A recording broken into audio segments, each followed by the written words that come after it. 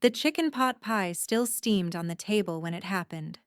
Eleanor Parker had just set down the carved wooden pepper grinder, a wedding gift from a time when permanence felt real, when her son Nathan pushed back his chair with a dramatic scrape and stood up.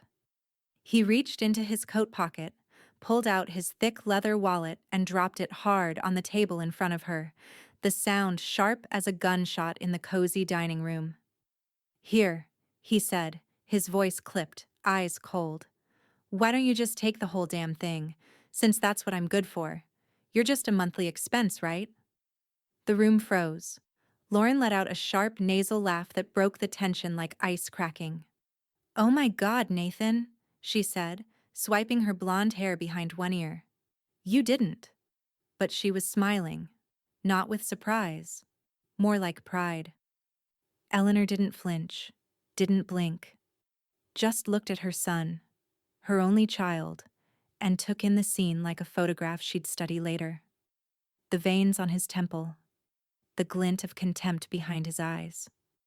The way Lauren folded her arms and leaned back smugly like they'd rehearsed this moment. She reached for her water glass. Calmly. Quietly.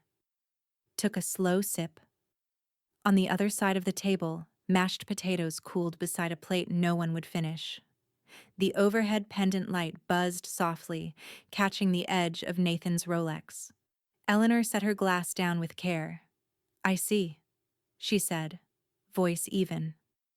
Nathan chuckled bitterly and sat down again, picking up his fork like he'd just swatted a fly and moved on.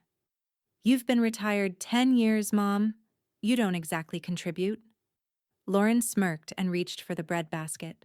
"It's not personal. It's just math." Eleanor glanced at her phone as it vibrated silently in her lap.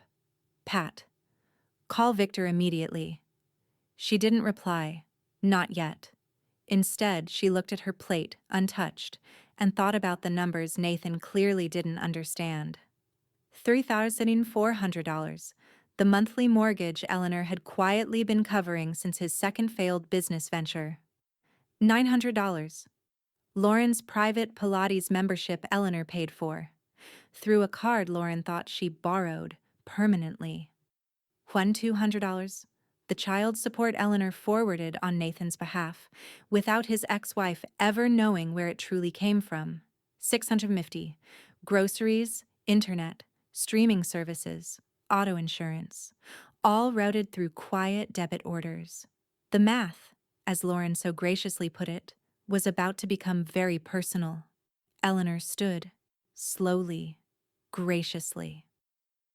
She picked up the leather wallet and handed it back to her son. "Thanks, dear, but I don't need it," she said. "I already have access to everything that matters." Nathan blinked, momentarily unsure whether he'd just been insulted. Eleanor smiled faintly and walked toward the kitchen counter where her phone charger lay coiled like a sleeping snake. She plugged her phone in, checked the battery icon. Full. Her hands didn't shake. In the corner of the room, the tall bay window reflected everyone around the table. Lauren touching up her lipstick with the edge of a knife. Nathan scrolling through something on his phone. Eleanor watching them both through the glass, like they were a painting in a gallery she was no longer part of. She opened the Notes app. Monthly transfers, Nathan Mortgage, Lauren's Amex, Carolina Fitness Draft, Autopay, Sell, Auto, Utilities, Kids Tuition, Grocery Card Top-Up. She scrolled down. There it was, the full map of their entitlement, lined up in digits and dates. "Mom," Nathan called, still chewing. "Don't take things so seriously, it was a joke." She turned, face lit faintly by the glow of her phone. "Was it?" she asked. His smirk faded. In the hallway, the old grandfather clock chimed 8, each gong slow and deliberate, echoing down the quiet hall. Eleanor unplugged her phone, tapped open her contacts, and hovered over one name, Victor Lane. She didn't call yet. Not in front of them. Instead, she returned to the table, sat down, and looked her son straight in the eye. "I think it's time," she said softly. to rethink the numbers. Lauren raised an eyebrow. Meaning? Eleanor reached for her fork, finally slicing into the pot pie crust. Oh, don't worry, she said, voice gentle, steady. You'll find out soon enough. And beneath the table, her thumb tapped, send. Victor, it's time. Let's begin. By morning, the frost had crept low across the flower beds outside Eleanor's bay window. She sat at the kitchen table alone, her cardigan draped over the back of the chair. A fresh legal pad in front of her, coffee cooling untouched. Each item she wrote down was followed by a number, a due date, and a red underline. Nathan's mortgage, $3,400. Fifth Lawrence Amex, $900. Seventh auto insurance, $280. 11th cell plans, $150. 13th kids tuition, $1,200. 15th Carolina Fitness, $180. 20th. She paused, rechecked her online banking. Yes, all those payments still ran through her accounts, just as they had for the last 6 years. Some dates had shifted, some amounts had grown, but not once had they asked how it was all getting paid. They simply assumed it would continue. Entitlement wasn't loud, she realized. It was casual. Eleanor's phone buzzed, lighting up with a notification from Victor Lane. Victor. Morning, Eleanor. Can you talk now? Eleanor. Yes, I'm ready. Victor. Zoom or call? Eleanor. Zoom. I want to see your face when I tell you what he said. She smiled. Within minutes, she was seated in her study, laptop open. Victor's face appeared, framed by mahogany bookshelves and the soft clink of a fountain pen being set down. I take it something happened? He asked. Eleanor leaned slightly forward. He slammed his wallet on the table and said, I'm just a monthly expense. Victor blinked, then chuckled dryly. Well, that's bold. Even for Nathan.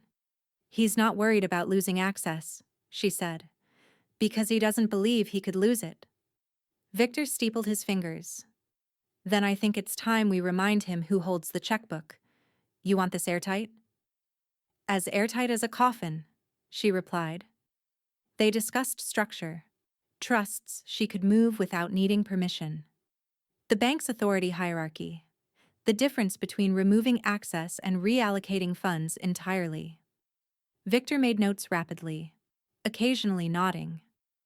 Eleanor was unshaken, clear, strategic. This can be done without causing a legal scene? She asked. Victor nodded. You're not taking anything that wasn't yours to begin with. You're just ceasing your generosity. She smiled tightly. Exactly. Later that day, she met Pat at the corner booth of the Iron Fork Cafe, their usual Tuesday haunt. Pat arrived with a binder already in hand and 2 decaf lattes. I brought tabs, she said cheerfully, sliding the binder across. Also, I hope you recorded what he said. I didn't need to. It's etched. Pat flipped open the binder and uncapped a pen. Then let's start documenting every dollar and every reaction. Trust me, these things spiral fast when people realize the faucet's being turned off. Eleanor tilted her head. And what do I do if he tries to confront me again? Smile. Say nothing. Let silence do the cutting. As they reviewed the documents, Eleanor's phone buzzed again. This time it was Sophie Kim, her private banker at Charlotte Capital Trust. Sophie. Miss Soy. Parker, I received Victor's request. I'll need your in-person signature to start. We'll keep everything discreet. Eleanor typed back with steady fingers. Eleanor. I'll be in tomorrow morning, first thing. The timing was everything. She circled the 5th on her legal pad. Nathan's mortgage hit first. If she moved fast, it would be the first domino. By the time Pat and Eleanor left the cafe, the sun was low and golden over the rooftops, casting long shadows across the sidewalk. Just promise me, Pat said as they walked, you won't tip your hand early. I won't, Eleanor said. You always were good at playing the long game. Eleanor gave a small smile. He thinks he's already won. That's what makes this fun. That night, in the quiet warmth of her living room, Eleanor sat in her reading chair, classical piano drifting softly from the speaker behind her. She wasn't reading, though. Not tonight. She was watching her accounts update in real time. One by one, she scheduled them for freeze. Mortgage, pending block. Utilities. Freeze set for 11:59 p.m. Friday. Lauren's Amex. Access revocation in progress. Each confirmation ping was like a drumbeat in her chest, soft, measured, and irreversible. And just as she was about to power down her laptop, another message came through. Sophie Kim. We've processed the first freeze. Nathan won't be notified until after the scheduled payment fails.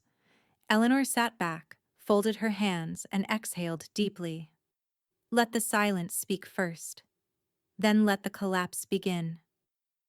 The next morning unfolded with practiced grace. Eleanor slipped on a tailored navy coat, pinned her silver brooch just below the collar, and stepped into her polished flats. From the outside, she looked like any well-put-together retiree on her way to a charity board meeting, not a woman about to quietly gut a financial pipeline that fed two grown adults and their lifestyle of delusion. Charlotte Capital Trust stood like a glass and brick monument against the rising sun. Inside, the scent of cedar and espresso floated under soft jazz. Eleanor didn't wait in line. She was expected. Sophie Kim appeared almost instantly, slim, composed, in a charcoal suit with hair swept into a no-nonsense bun. She gave Eleanor a discreet nod and led her down a hall lined with frosted glass offices. Conference room C, Sophie said softly, privacy assured. The folder on the table was already open when Eleanor sat. Sophie passed her a pen and began walking her through each freeze. Her tone was calm, professional, but there was a glint of something else behind her glasses. Admiration, maybe, or satisfaction. These freezes are reversible, Sophie said, but only by your authorization. No access, no notifications until post-failure, just like you asked. Eleanor scanned the paperwork. Each signature was a quiet rebellion. Mortgage, paused, utilities, locked. Lauren's Amex disabled, awaiting back-end revocation. Savings transfers, diverted to Eleanor's new holding account. Every channel rerouted without a sound. By the time they were done, Sophie looked up from the final page. He really said you were a monthly expense? Eleanor folded the pen and slipped it into her purse. He did. Sophie nodded slowly. Then this is just adjusting the budget. Eleanor smiled. Back at the house. The afternoon played out like a dress rehearsal for ignorance. Nathan strolled into the kitchen, wearing his smug weekend grin and holding his phone like a trophy. Just booked a tea time with Garrett for Sunday, he said. Oh, and I moved the Amex payment to next week. Hope that doesn't throw your precious tracking off. Lauren was perched on a bar stool, tapping away at her iPad. Did you tell her about the remodel quote? Oh, right, Nathan added, glancing at Eleanor as if she were staff. Yeah, we might need to shift a few things around. Contractor says we'll need to upgrade the entire second floor HVAC. It's a bit above what we planned. But hey, it'll boost resale. Eleanor looked up from her crossword puzzle. Oh? Lauren didn't even glance over. Just email her the invoice later. Not ask. Email her. Eleanor returned to her puzzle. 7 down, willfully blind, 6 letters. She wrote, asleep. Victor called that evening. All signatures verified. Everything's legally binding. If they try to contest it, it'll bounce right back to your authority. Good, Eleanor said. She sipped her tea and watched twilight stretch long over the backyard. No indication they're aware yet? None. They think their future spending still grows on my trees. Victor chuckled. Then this will be a very quiet surprise. As the weekend wore on, Eleanor maintained her rhythm. She baked cornbread, replanted mums, read 2 chapters of her legal thriller.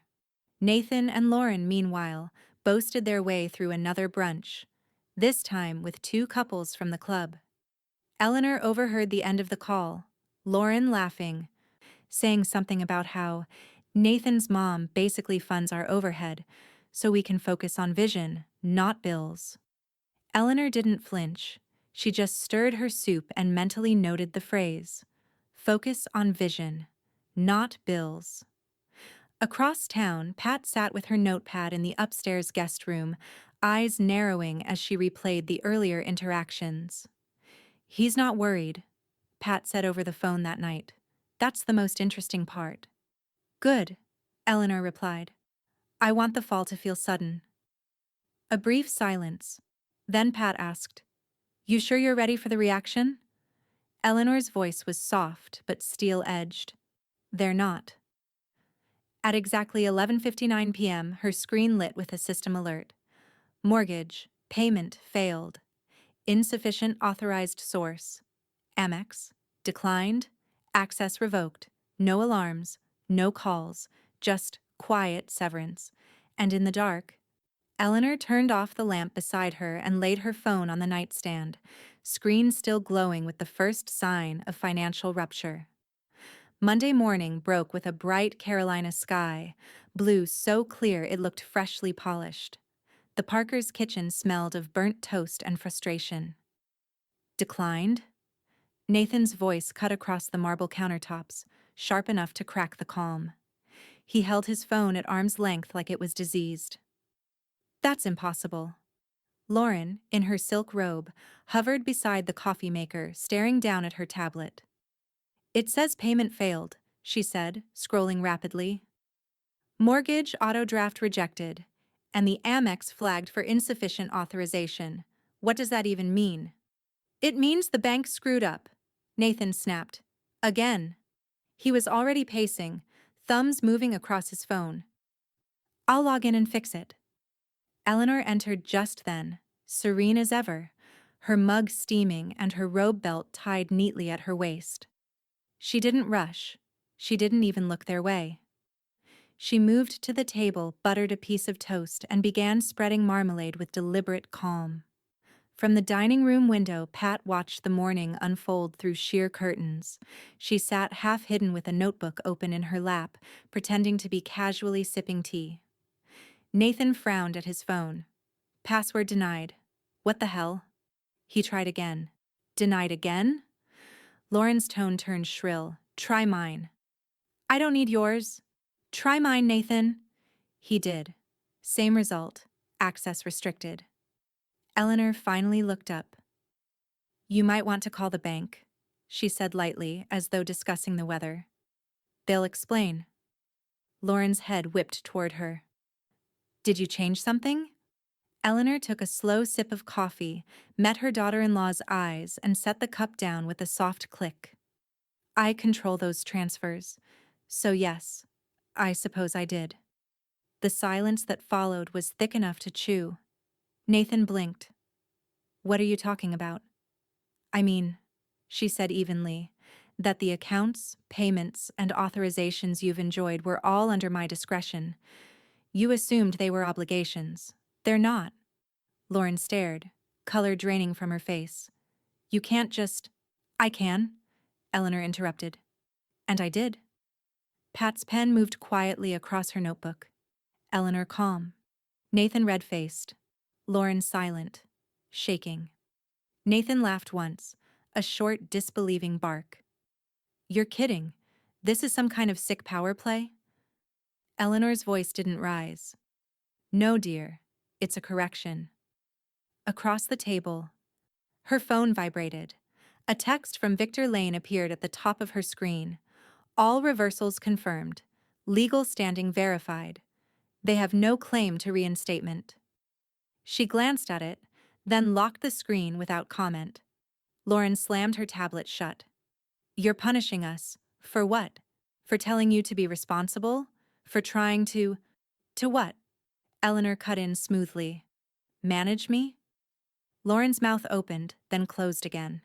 Nathan gritted his teeth. Mom, this isn't funny. You can't just freeze things that affect the whole household. Eleanor tilted her head, genuinely curious. The whole household? You mean your household? Built on my generosity? Yes, I can. She rose, smoothing the front of her cardigan. The thing about generosity, Nathan, is that it only exists when it's appreciated. You mistook it for duty. Pat, still seated quietly in the corner, caught Eleanor's eye and gave the faintest nod, an unspoken well done. Lauren leaned forward, voice cracking. So what happens now? You want us to beg? Is that it? Eleanor didn't answer. Instead, she walked to the kitchen counter, retrieved her phone, and typed a single message. Eleanor, proceed with Phase 2. Across town, Victor's reply came instantly. Victor, all secondary locks applied. Accounts are fully under your control. Eleanor's lips curved slightly. Nathan's phone chimed again. He stared down at it, his expression shifting from confusion to panic. Now my cards declined at the club. What the hell is happening? Lauren's voice trembled. You need to fix this, now. Nathan turned on Eleanor, voice raised. You can't just pull the rug out from under us. Eleanor took a breath, her tone steady but final. Oh, I didn't pull the rug, Nathan. I just stopped letting you stand on mine. The air went dead still. The refrigerator hummed faintly in the background. Pat set down her teacup and closed her notebook. Well, she said softly, I think breakfast is over. Eleanor looked at her son one last time. You once called me a monthly expense, she said. Now you'll learn what it costs to be cut off. She picked up her purse, calm as ever, and walked toward the door. Behind her, Lauren's voice rose, cracking into disbelief. She can't do this. Can she? Eleanor paused in the doorway, half turned, her silhouette framed by morning light. Legally? She said, her eyes cold but steady. She already did.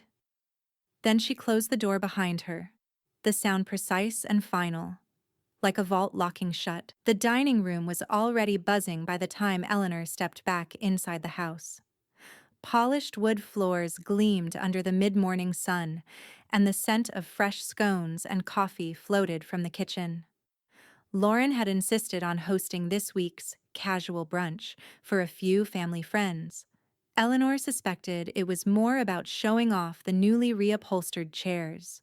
The irony wasn't lost on her. The chairs had been reupholstered with funds she'd provided.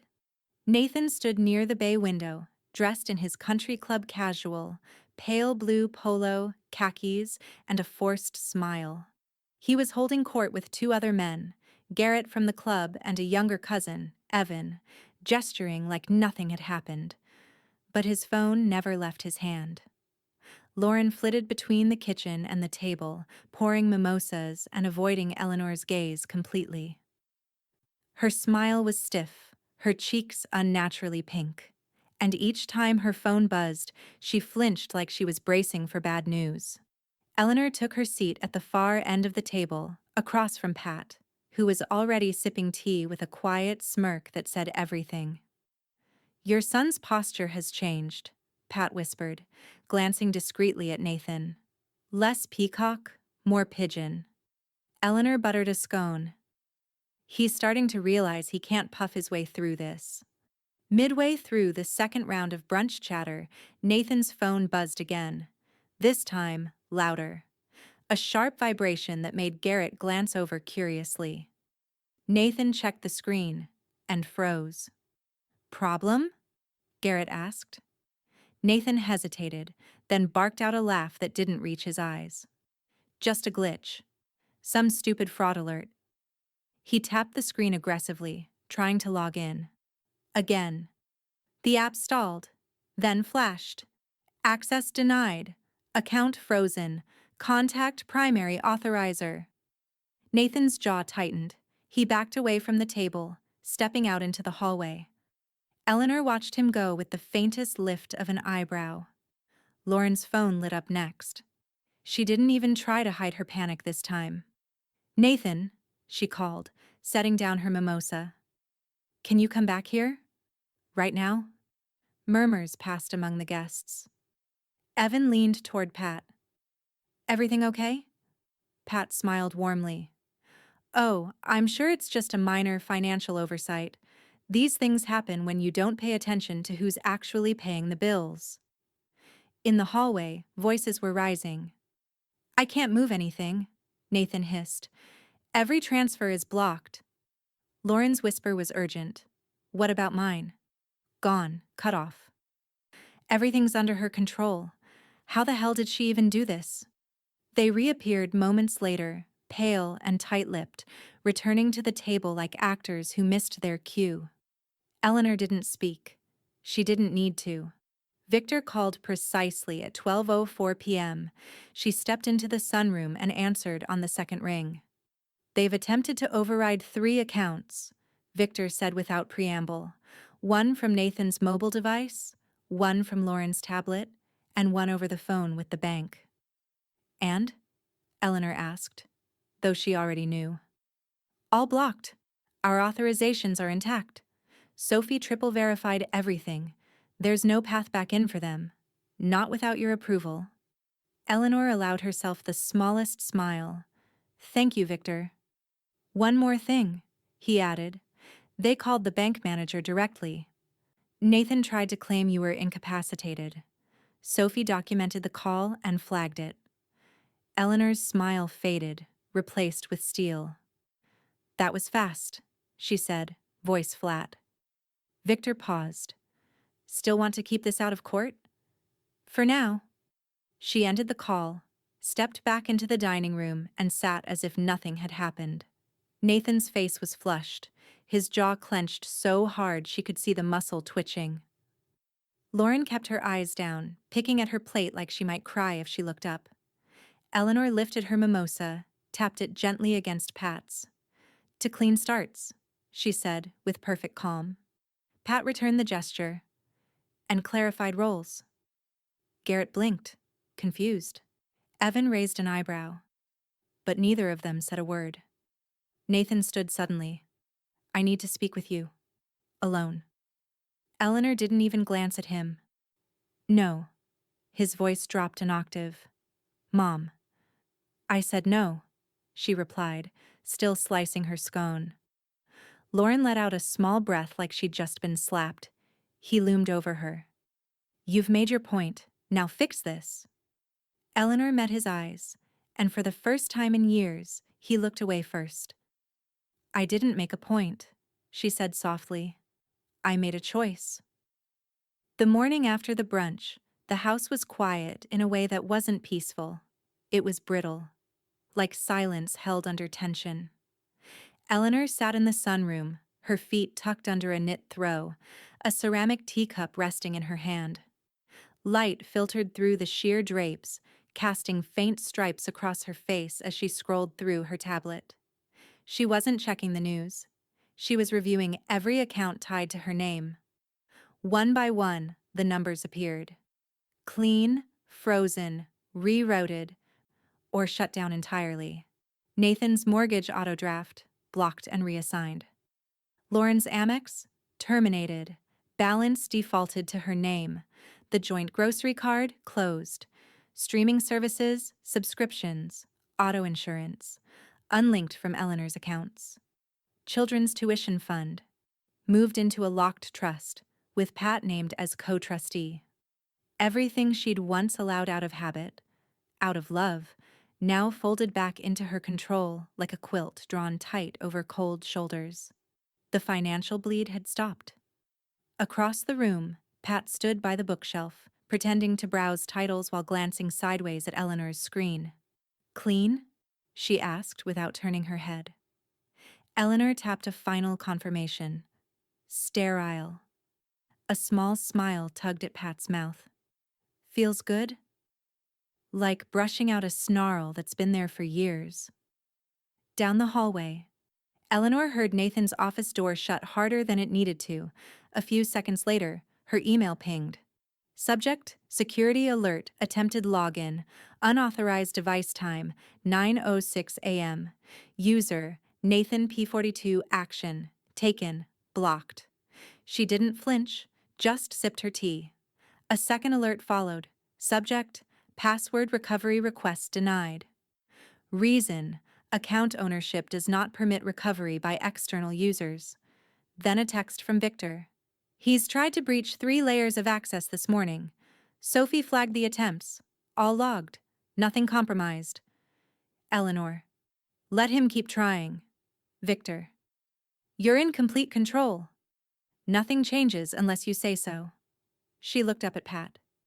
He's panicking. Let him, Pat said, flipping a page in a dusty gardening book. Men like Nathan don't fear consequences. They fear permanence. A knock at the door startled no one. Eleanor didn't move. Pat opened it to find Lauren on the porch, face bare, hair tied in a careless knot, no jewelry, no gloss, just raw nerves. Is she in? Lauren asked stiffly. She's always in, Pat replied, stepping aside. Lauren hovered just inside the entryway like the floor might collapse beneath her. I need to talk to you, she said toward the sunroom. Eleanor didn't look up from her tablet. You're talking. It's gotten complicated.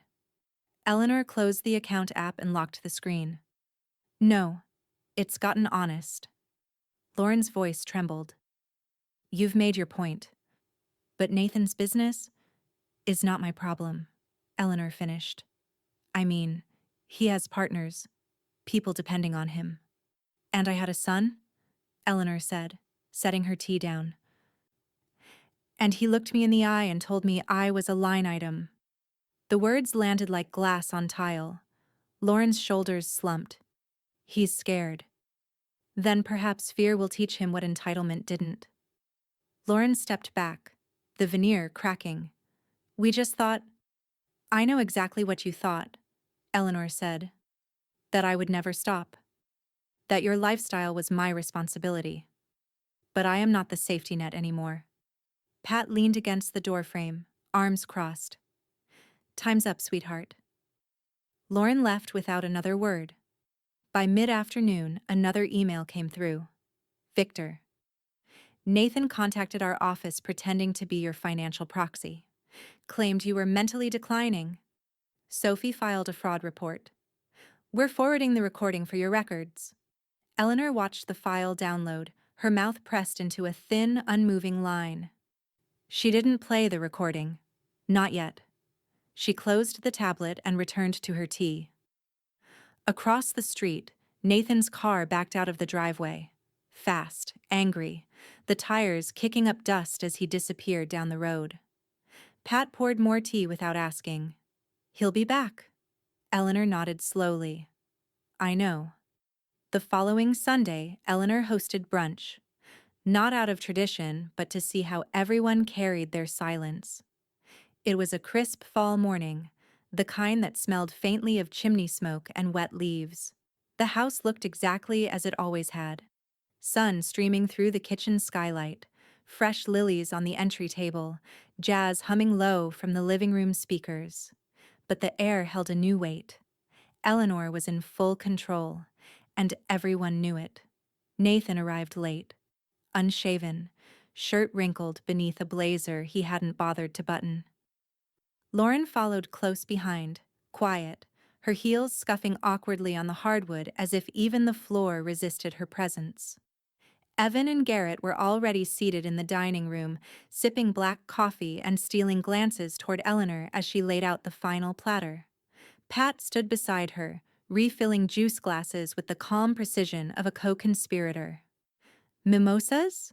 Eleanor offered with an easy smile. Nathan didn't answer. He sat down heavily, nodding once at Evan without looking him in the eye. Lauren forced a smile. You really outdid yourself, Eleanor, she said, settling into her chair like it might tip backward. Everything looks lovely. Thank you, Eleanor said pleasantly. This time, I wanted to keep things contained. Garrett raised his glass. Well, you've certainly got that down. The word contained seemed to hover over the table like a scent no one could place. Conversation stumbled along in disjointed fits. Nathan hardly spoke, stabbing at his eggs with robotic rhythm. Lauren picked at her plate, never once reaching for the butter dish she used to command. Across from them, Pat watched with quiet amusement, noting every flicker. Nathan's clenched jaw, Lauren's darting eyes, the tremble in her water glass when she reached for it too quickly. "More jam, Lauren?" Pat asked sweetly. Lauren looked up. "Oh, no, thank you. I'm good." Eleanor took a long sip of coffee, then turned to Nathan. "You never responded to my email about the notarized authorization reversal." Nathan blinked.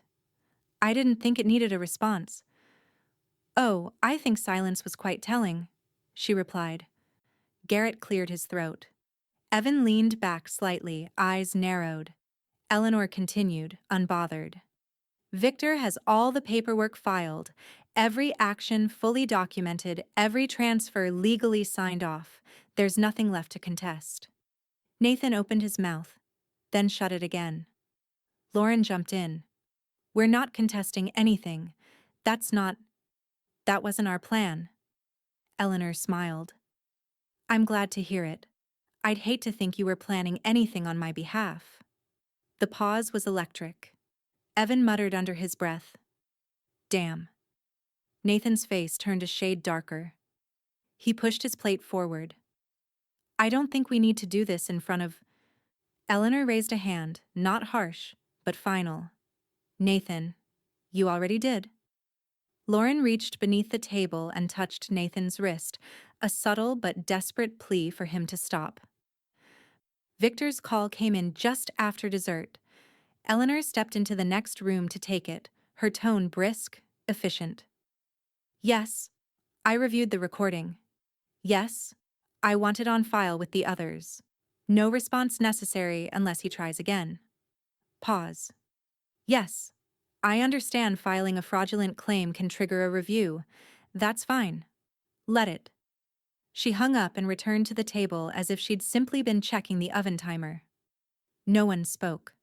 Pat took a small bite of biscotti and whispered, "Checkmate." The rest of the meal passed in subdued quiet. No demands, no entitlement. Just chewing and second guesses. As the guests trickled out, Garrett clapped Nathan on the shoulder and muttered, "Hope things even out, man." Nathan nodded once, eyes empty. Lauren hugged Eleanor stiffly.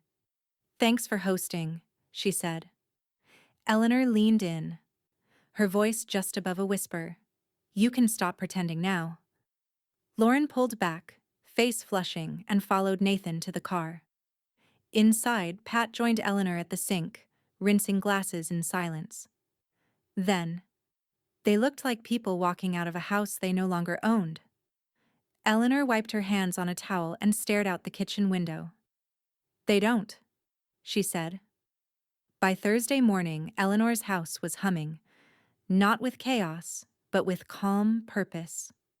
The control that had once been assumed by others now sat firmly, silently in her own two hands.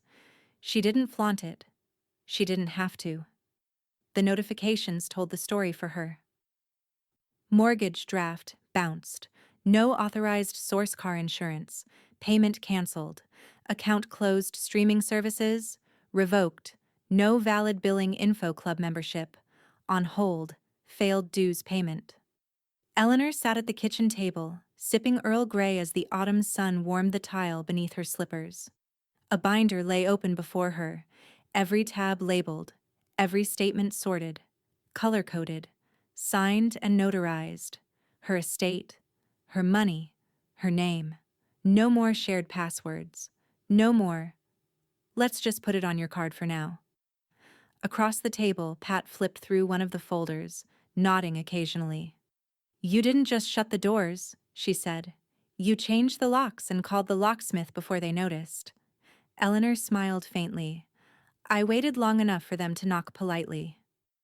Victor's call came just after 10. "All protection clauses are final," he said. "We've locked every route back in. If Nathan or Lauren attempt to reroute funds or authorize new accounts under your name, the system will alert my office instantly. I've also issued a no recourse clause. They can't argue their way back through legal appeal. Perfect, Eleanor said. Keep everything digital. I don't want a single envelope coming to my house with their names on it. Victor chuckled. Understood. And one more thing. Sophie has frozen any linked backup accounts they tried to sneak in. She's sharp. She's essential, Eleanor said, pausing to make a note. Send her something nice and discreet. Across town, Nathan stood in his cluttered home office, red-faced and pacing while Lauren scrolled furiously through banking apps on her phone. Nothing, she whispered. Everything's locked. I tried transferring from the secondary line and it flagged it, said unauthorized source. Nathan slammed his fist on the desk. She can't just shut us out like this. She didn't just shut us out, Lauren snapped, eyes wide. She erased us. Nathan yanked open the bottom drawer of his desk and pulled out an old manila folder marked Legacy Planning. Inside, nothing but old drafts. Every current document now lived on Eleanor's side of the firewall, updated, sealed, protected. We have to talk to her again, Lauren said. Nathan shook his head. She's not listening. She's not reacting, Lauren corrected. That's worse. Meanwhile, back at Eleanor's, two neighbors had dropped by to return serving dishes from Sunday's brunch. Joan and Henry Barlow, retired teachers with an eye for neighborhood drama, stood in the entryway, unusually deferential. That brunch was fascinating, Joan said, glancing toward the kitchen. Henry chimed in. Not often you see a family go quiet all at once. Eleanor accepted the dishes with a polite smile. Sometimes silence is more honest than conversation. Pat emerged from the hallway, still holding the binder. She runs a tighter operation than the town council, Joan. That's all you need to know. Joan blinked. Well, good for you, Eleanor. It's refreshing to see someone not get pushed around. Henry added. And still serve mimosas with a smile. After they left, Pat leaned against the doorframe. People are noticing, and not just Nathan and Lauren. I know, Eleanor said. She looked out the window at the Barlows walking down the sidewalk. And the best part is, I don't need them to say anything. I just need them to remember it. They sat again, quietly. The fire crackled faintly in the hearth. Eleanor flipped the binder closed and stacked the papers with care. I waited 10 years to make this clean, she said. Pat looked over. And now? Now I enjoy it. The following weekend, the Harvest Guild hosted its annual luncheon at the Charlotte History Center, an affair steeped in local tradition, old money, and careful observation. Eleanor had attended for decades, usually tucked into a corner table beside other widows or board members too polite to question why her name was always quietly absent from the donation plaques. This year, however, things were different. She arrived in a forest green wool coat, her silver hair pinned high, the brooch she'd once worn to Nathan's graduation now glinting beneath her scarf. Pat walked beside her, trim and steady in navy, a soft smirk playing at the edge of her lips like she already knew how the day would unfold. The ballroom shimmered with late autumn light, wreaths of dried wheat and copper ribbon dotting each table. Eleanor was ushered, not to the back as usual, but to the center, a seat reserved for major contributors. She hadn't announced a gift, but she knew Sophie had processed the donation quietly 2 days ago. Redirected funds that once paid for Lauren's monthly yoga retreat, now funding scholarships for local girls pursuing business degrees. Nathan and Lauren entered 15 minutes later. Their arrival was less elegant. Lauren wore a bold crimson coat, too loud for the room, and clutched her phone as if it might deliver salvation. Nathan trailed behind, his shoulders slightly hunched, eyes scanning the room but never meeting anyone's directly. When they spotted Eleanor, Seated beside the mayor's wife and two local foundation heads, Lauren's face froze. Table 12. Nathan muttered under his breath, glancing at the name cards. Lauren leaned in. She's at the donor table? Nathan didn't answer. He knew what that meant. And so did everyone else. By the time the salad course was served, whispers had begun circling. I thought she was retired. Did you hear? She pulled out of the family accounts and redirected everything. Smart as hell. Finally took control. She always was sharper than she let on. Across the table, the mayor's wife leaned toward Eleanor. Your scholarship fund? Brilliant, quiet, efficient, just like you. Eleanor gave a modest nod. It was time. At table 12, Lauren sat stiffly, barely touching her food, color high in her cheeks. The woman beside her, a sharp-featured real estate broker with an ear for power shifts, whispered something, then glanced across the room at Eleanor. Lauren caught it and flinched. I feel like everyone's staring, she hissed to Nathan. They are, he muttered. Not much we can do about it. Eleanor raised her champagne glass gently toward Pat. To good timing, she said under her breath. Pat grinned. And better exits. Later, as the luncheon concluded and small groups mingled near the photo backdrop, Eleanor was approached by the event director. We're compiling profiles of this year's contributors for our winter newsletter, she said. Would you mind a quick photo and a few lines about your decision to give? Eleanor tilted her head slightly. Only if it's not about money. The director blinked. Excuse me? Make it about choice, Eleanor said. That's what really shifted things. Victor called as she walked to her car, the buzz of chatter still echoing behind her. Everything's still locked, he said. Not a single flag raised in the past 48 hours. Nathan's tried nothing. Lauren's credit's imploding, but she hasn't made a peep. She knows better than to rattle the glass, Eleanor replied. Victor chuckled. Word's gotten out, by the way, about the fund, about you. Subtle whispers, but real respect. Even from people who once dismissed you. Eleanor unlocked her car. Let them whisper. I don't need applause. I just need distance. Message received. As the call ended, she caught a glimpse of herself in the rearview mirror. Calm, settled, finally unburdened by obligation disguised as love. The house was still. Not the uneasy quiet of tension, but real stillness, the kind that came from certainty. It was Sunday afternoon, and Eleanor sat on the sun porch, wrapped in a pale cashmere shawl, her hands cupped around a warm mug of white tea with rose petals floating gently on top. Outside, the leaves rustled along the walkway in lazy spirals, the sky slate gray but dry. No calls, no knocks, no crises, just silence and choice. On the coffee table beside her, a single sheet of paper lay flat. At the top, proposed charitable allocation, Q1. The figure at the bottom was exact, 12,600 ends, and next to it, a short note from Victor. Everything is finalized. Protections are fully enacted. No access granted without written authorization. V.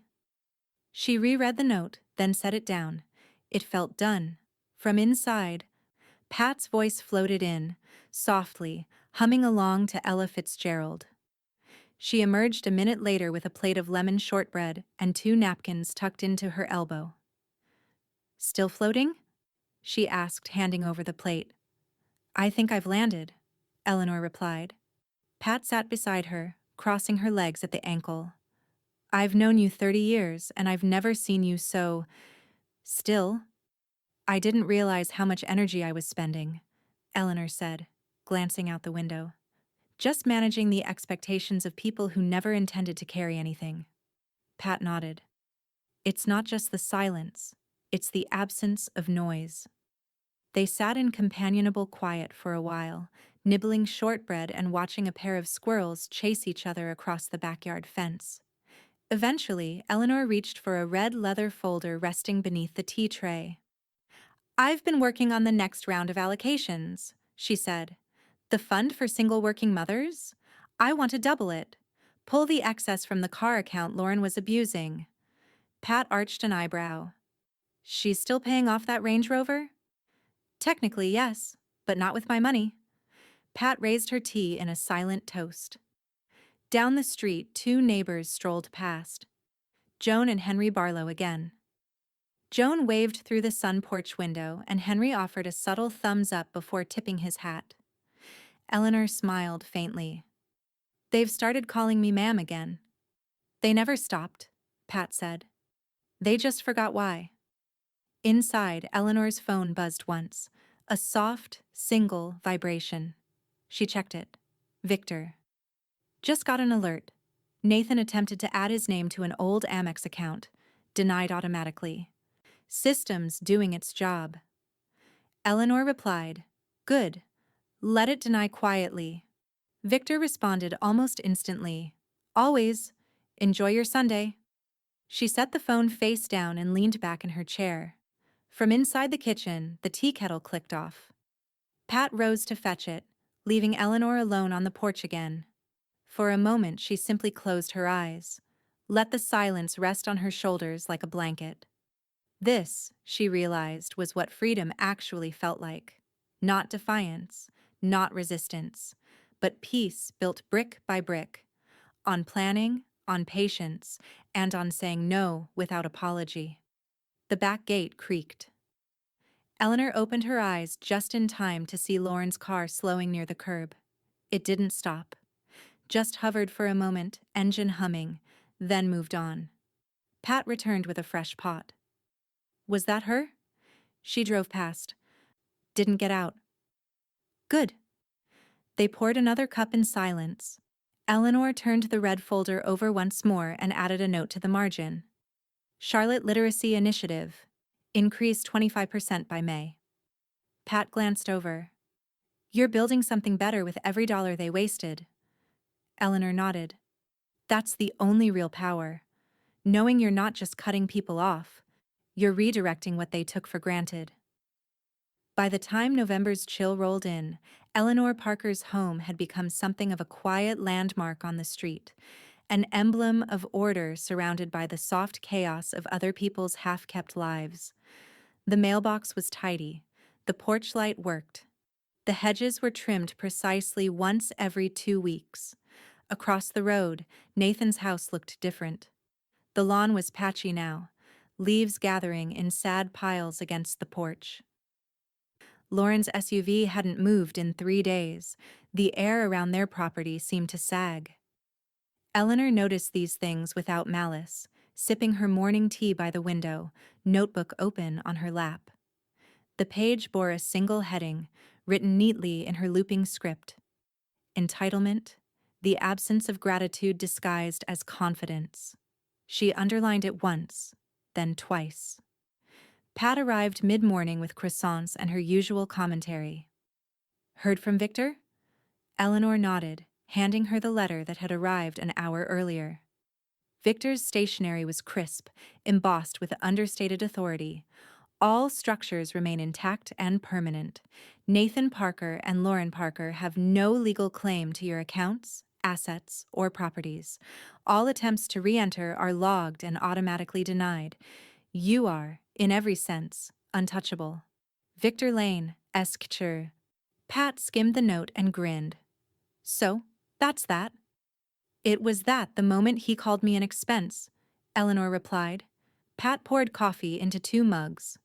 "I hope he's realized it by now." "Oh, he's realized something," Eleanor said. "Just not the right thing."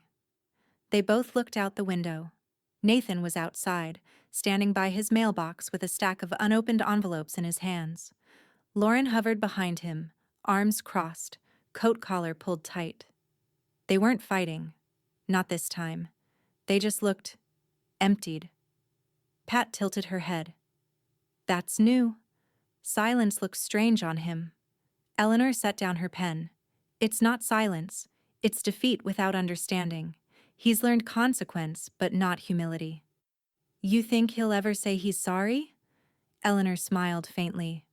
No, but that's not the goal anymore. She rose and crossed to her desk, retrieving a thin manila folder.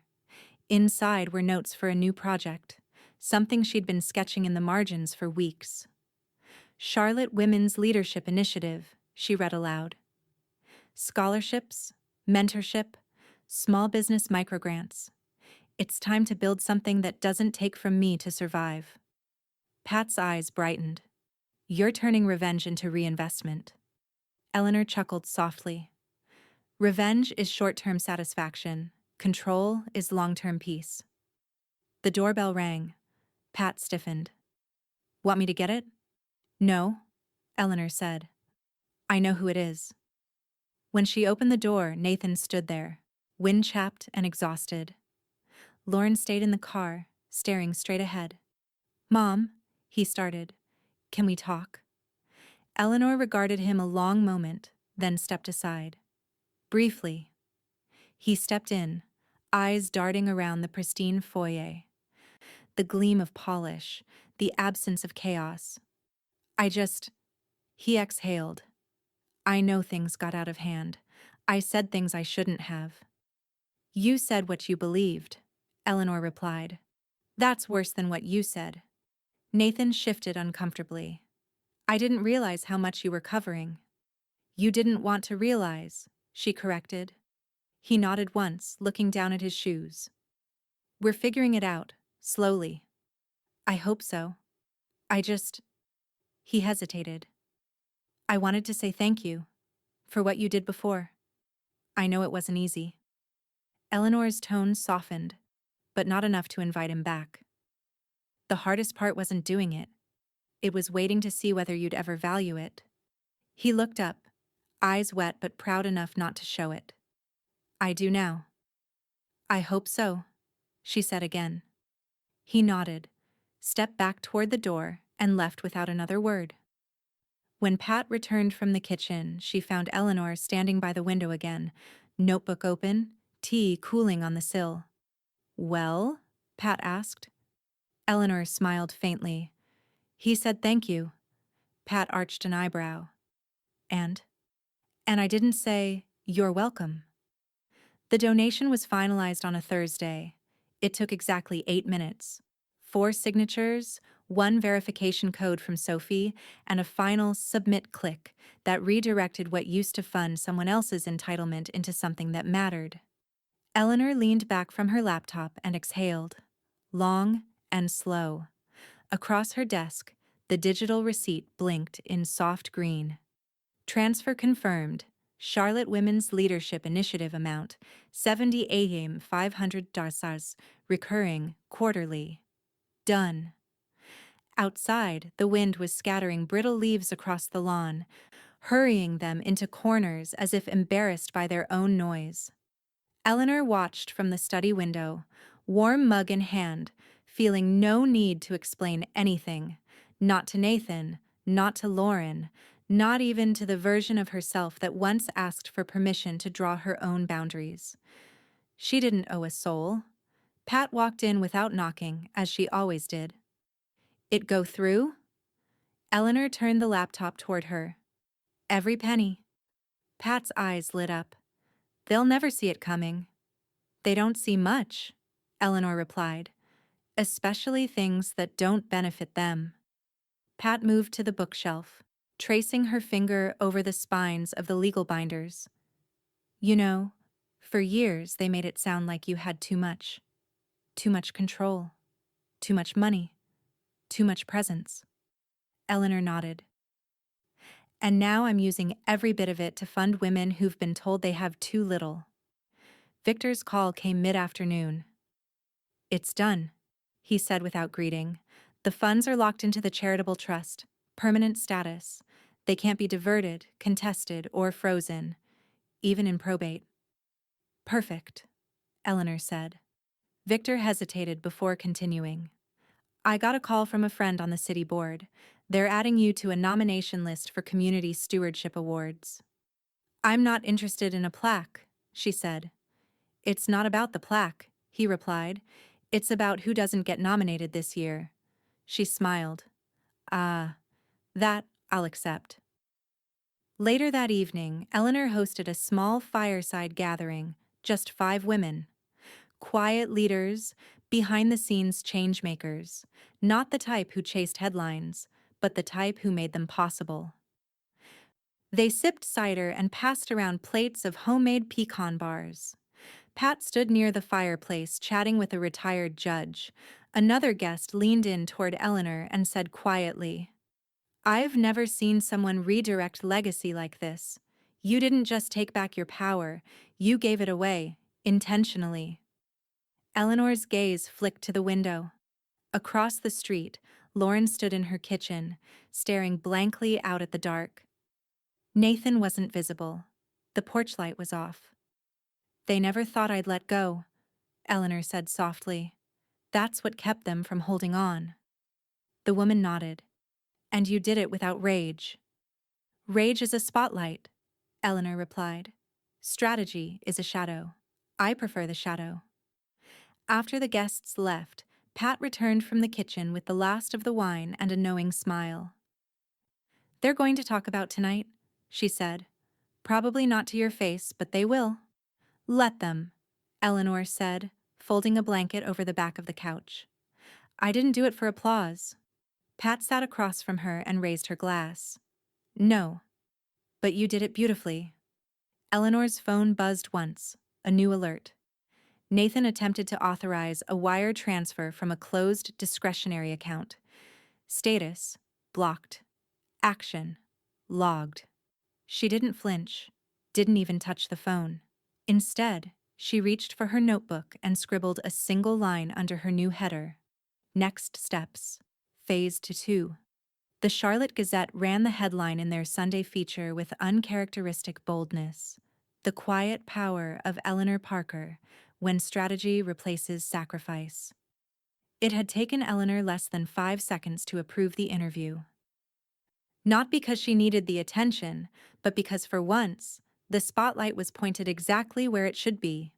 The reporter, a sharp-eyed woman named Kendra Owens, had requested a single sit-down. No makeup, no stylists, no staged photos. Just Eleanor, her notes, and the truth. Eleanor had agreed, but on her terms. 1 hour, in her study.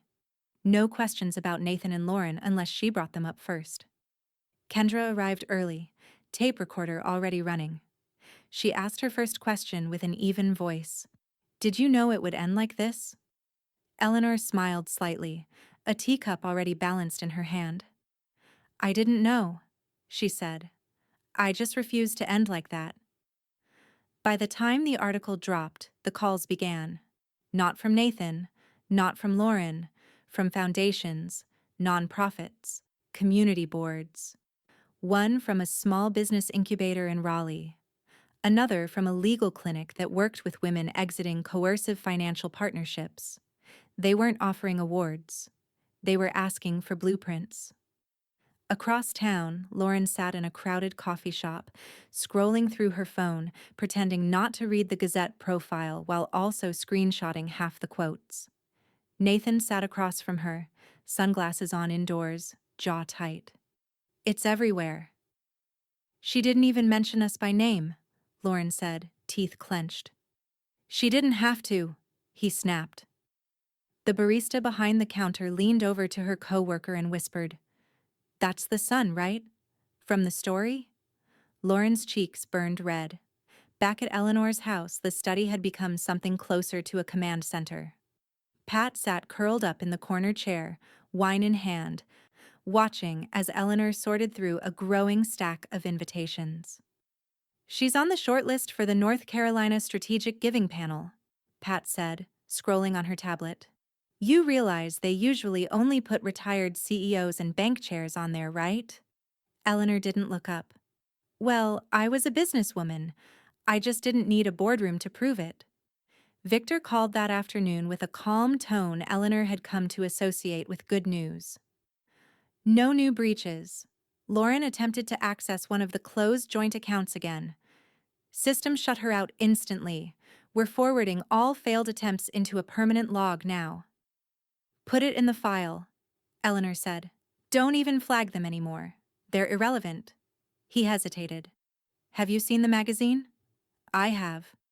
You come off like a tactician. I am one. Victor laughed. Well, in that case, congratulations.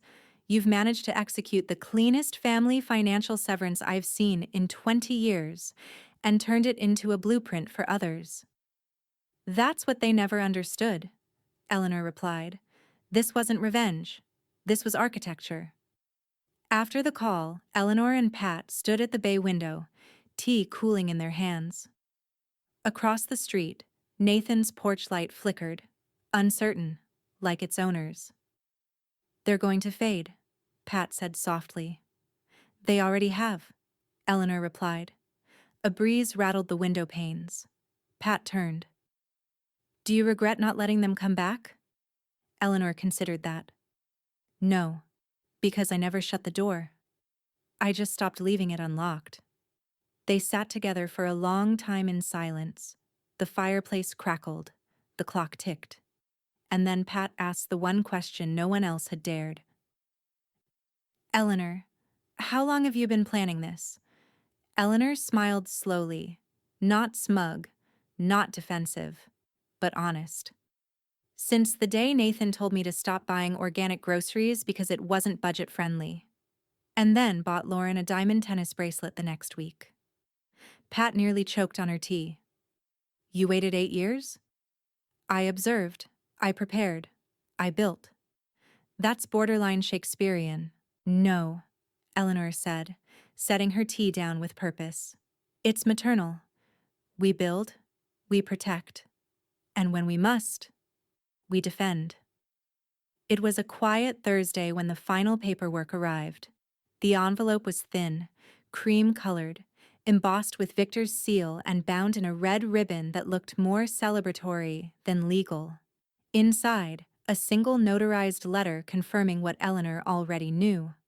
All protections remain legally permanent, account authority, exclusive, trust designations, irrevocable. She placed it gently in the lacquered filing drawer under Phase 2, completed, then turned to the window, where the November light poured over her backyard like syrup. Slow, golden, and without urgency. Outside, Nathan's house sat dim. The mailbox hung slightly ajar, and a delivery box leaned against the porch steps, unopened for days. Lauren's SUV was gone. Whether that meant she'd left or just retreated into silence, Eleanor didn't care to know. They weren't her responsibility anymore, and that, more than anything, was the source of her peace. In the kitchen, Pat hummed as she arranged a tray of celebratory tea, chamomile with lemon, honey on the side, 2 shortbread cookies resting on a porcelain dish painted with tiny violets. You know, Pat called, I think you could charge tuition for the lesson you've taught this neighborhood. Eleanor chuckled as she lowered herself into her reading chair by the fireplace. I didn't do it to teach anyone a lesson. I did it so I could breathe in my own home again. Pat entered with a tray and set it down on the coffee table with a quiet elegance. Still, half the block is watching you like a masterclass in graceful boundaries. They can watch, Eleanor said, but they don't get to rewrite the story. The phone buzzed once from the side table. Eleanor reached for it lazily, thumbed open the notification. Victor. Just reviewed the final audits. Everything's airtight. You're as firewalled as it gets. P.S. You've officially been named as keynote for the Charlotte Women's Wealth Forum. Subject: Legacy versus Liability. Couldn't resist. Eleanor smiled and replied simply, Perfect title. Pat poured the tea and handed her a cup, then raised her own. To boundaries, then. Eleanor lifted hers in response. To building better with what they squandered. Later that day, 2 guests stopped by, Joan and Henry Barlow again, this time with a bundle of tulips and cautious expressions. We won't stay, Joan said quickly. We just wanted to drop these off and, well, to say something. Henry stepped forward, clearing his throat. People talk, especially in this neighborhood. But what they're saying about you, it's different. It's not gossip. It's respect. Joan added, the luncheon piece, the magazine profile, you've become something most people don't expect from a quiet widow. What's that? Eleanor asked, accepting the tulips. Unshakable, Henry said, and still kind. Eleanor thanked them, invited them to take a cookie for the road, and closed the door behind them with a soft sigh. Pat leaned against the doorframe, arms folded. They're the fourth pair to stop by this week. They'll keep coming, Eleanor said. People love power once it's safe to admire. Not power, Pat corrected. Control, strategy. You didn't blow things up. You realigned the room. Eleanor smiled faintly. That's what women are taught not to do. Realign. We're trained to absorb. Until one of us doesn't. Eleanor moved back to her desk and flipped open the red leather notebook she'd been using since this began. On a fresh page, she wrote in slow, deliberate script. Q2 allocation. Rural Women's Housing Fund.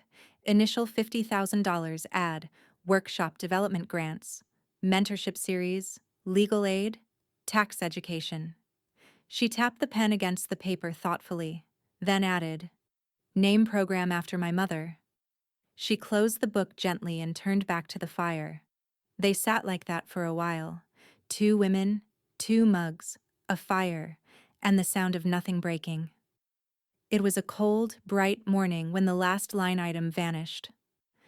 Eleanor sat at her desk, the sun stretching long across the hardwood floors as she pulled up the final report from Charlotte Capital Trust. Her fingertips hovered briefly over the mousepad, then clicked. Discretionary draft, Parker Family Fund, closed. Final transfer, redirected to Eleanor Parker Charitable Holding Status, inactive. Locked, irreversible. She stared at the screen for a full beat, then slowly leaned back in her chair. Her house was silent, but warm. Somewhere in the kitchen, Pat was humming off-key, steeping a pot of Earl Grey, and setting out the lemon shortbread Eleanor liked best on victory days. And this was a victory day. Victor's call came in right on time.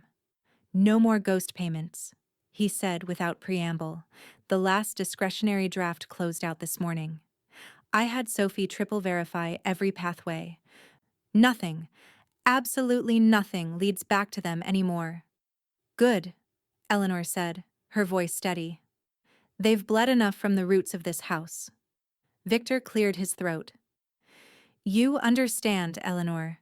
This makes it final.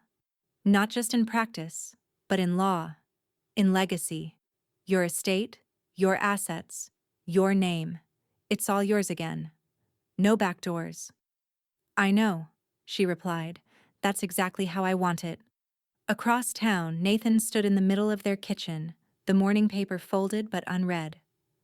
Lauren was on the couch, staring at the same credit denial message for the 3rd time in 2 weeks. Try calling again, she muttered. Who? Nathan asked bitterly. Victor. Sophie? They won't take my calls. We've been locked out of everything. You want to keep pretending there's a fix? Lauren's voice sharpened. So what? You're just going to do nothing? Nathan didn't answer. He pulled his phone from his pocket, scrolled through the long string of declined notifications, and finally stopped on one that had arrived an hour earlier.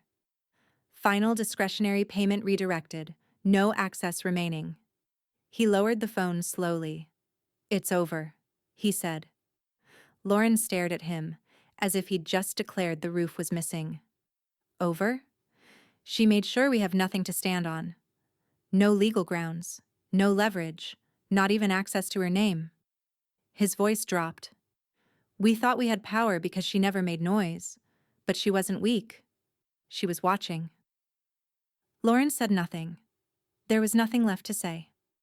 Back at Eleanor's, Pat placed the tea tray down with a slight flourish. So, she said, lifting the lid on the cookie plate, that's the last one? Eleanor nodded. There's nothing left to cut. Everything's either redirected, restructured, or revoked. Pat poured 2 cups, then raised hers in the air. To the final slice. Eleanor met her glass, and to never bleeding for silence again. Guests arrived later that afternoon. Just a few. Joan and Henry Barlow, 2 women from the Literacy Initiative Board, and a retired CPA who had once advised Eleanor on trust structuring. They came without agenda, without pretense. They came with knowing glances and nods of quiet admiration. "You've built something lasting," one of the women said, "and you did it without burning a bridge you didn't already own." Eleanor smiled. "It's not about bridges. It's about boundaries." Joan leaned in. "They'll write books about this someday." Pat grinned from across the room. "Let them. Just make sure they leave out the yoga memberships and Range Rovers." That night, as the guests left one by one, Eleanor returned to her desk and opened the red leather notebook one final time. She flipped past the entries, allocations, freeze logs, Victor's legal summaries, and found the first page. There, in her own handwriting, was the original line she'd written the morning after the wallet slam. "This ends with clarity, not revenge." She drew a single check mark beside it, then closed the book. Pat walked in, carrying the now empty teapot. "Feel any different?" Eleanor smiled gently. "Lighter." The wind outside rattled the window panes, but inside the fire had caught just enough to warm the room without roaring. Control didn't need to shout. It just had to stand. As she sat beside the flames, Eleanor looked back. Not to mourn, not to second-guess, but to appreciate the architecture of it all. Every twist, every silence, every payment she once made out of guilt, and every cut she'd made with purpose. She exhaled slowly, then spoke the final line aloud, measured, cool, and free of apology. He slammed his wallet in my face. I cut the payments. And finally, they understood who was in charge.